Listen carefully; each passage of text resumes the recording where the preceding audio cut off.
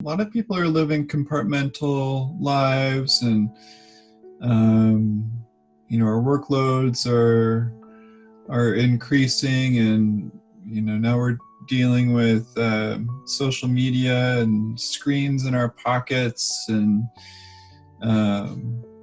there's so many things clamoring for our attention, and it's hard to really reconnect and reground.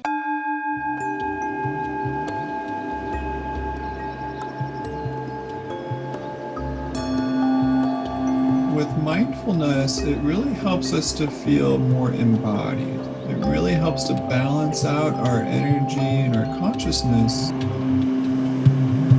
I coach and I teach mindfulness all day, and what I end up seeing is, at least in the Western world, a lot of people are living in their heads, and we excel in our heads. We're really great at figuring things out and problem solving and connecting dots and analyzing. And a lot of us are disconnected with our bodies and our hearts. And so with mindfulness, it really helps us to feel more embodied. It really helps to balance out our energy and our consciousness below the neck, so that we regain that connection with the wisdom of the body, our intuition, what our emotions are telling us, what our hearts are saying more and more often. And so if we can just balance out,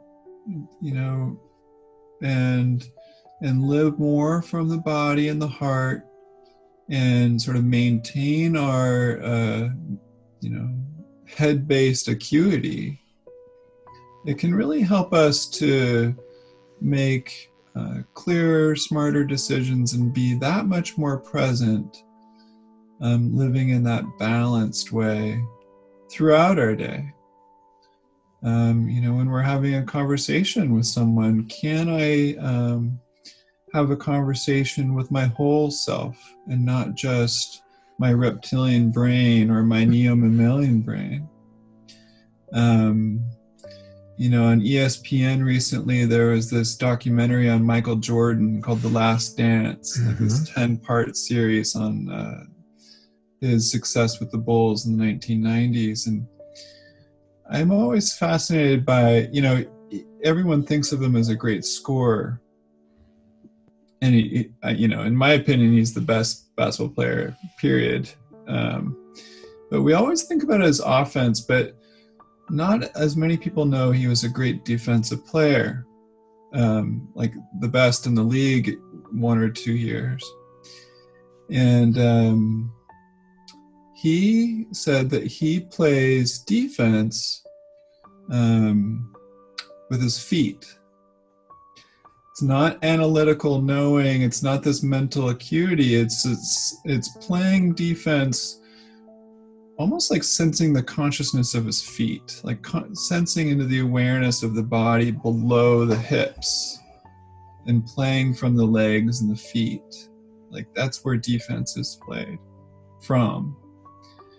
And for most people, that's such a big paradigm shift. Like, what does it mean? And so when we bring mindfulness to the body, can we open up to the actual sensations of the body from the body, rather than transferring awareness from the head to the body?